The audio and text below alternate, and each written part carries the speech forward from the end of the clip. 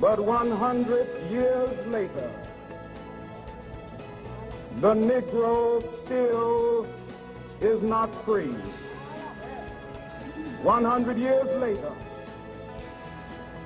the life of the Negro is still sadly crippled by the manacles of segregation and the chains of discrimination. 100 years later, the Negro lives on a lonely island of poverty in the midst of a vast ocean of material prosperity. 100 years later,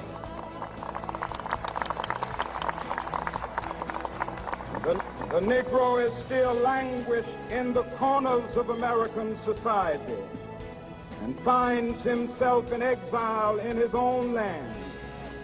And so we've come here today to dramatize the shameful condition.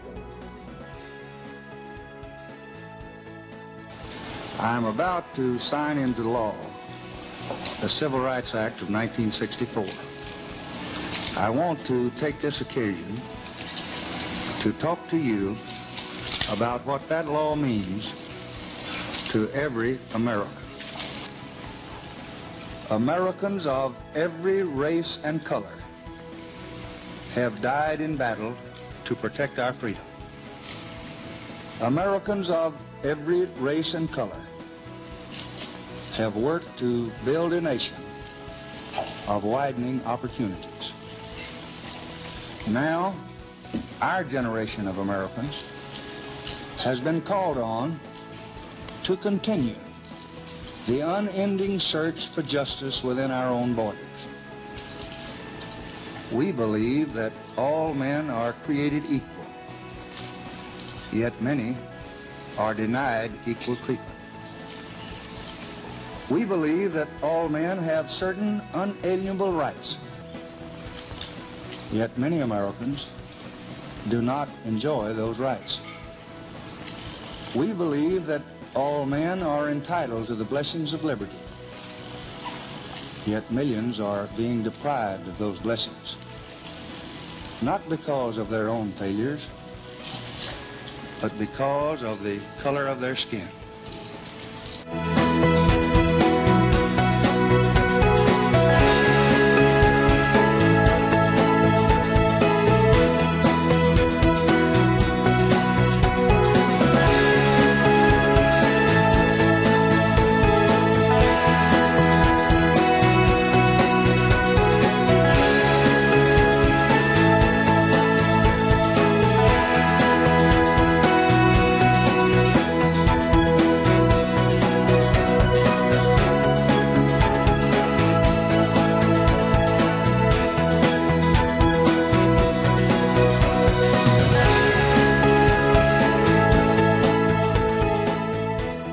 Minors are frequently encouraged to have abortions. Minors are actually the most vulnerable targets. They are the easiest to sell on abortions.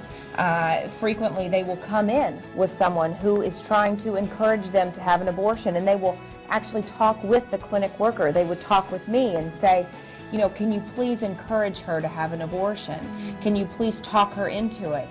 And, you know, we are all good salespeople at Planned Parenthood, and that is our job. And with Planned Parenthood and their quotas and, you know, us trying to increase the amount of abortions, it's required. And in fact, Planned Parenthood just recently put out a statement that says every Planned Parenthood affiliate must be an abortion-providing affiliate by 2013. This is going against what their stated mission is, that they want to make abortion safe, legal, and rare. The only thing that we have right now is that it is legal.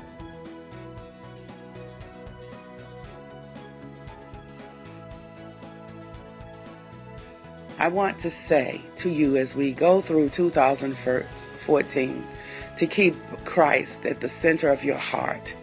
And as we work for the end of this terrible scourge of abortion, remember, this is a pressing civil rights movement. life is very important. The family is very important. The natural family, from conception until natural death. Learning to care about the babies in the womb, the children once they're born, the adults, the elderly, the grandparents, and the grandparents can teach the young children a lot as well. So we don't need to discredit or to push aside any part of our community, but to bring all of that together. And I think that along with the conversation about race, we must continue the conversation about family.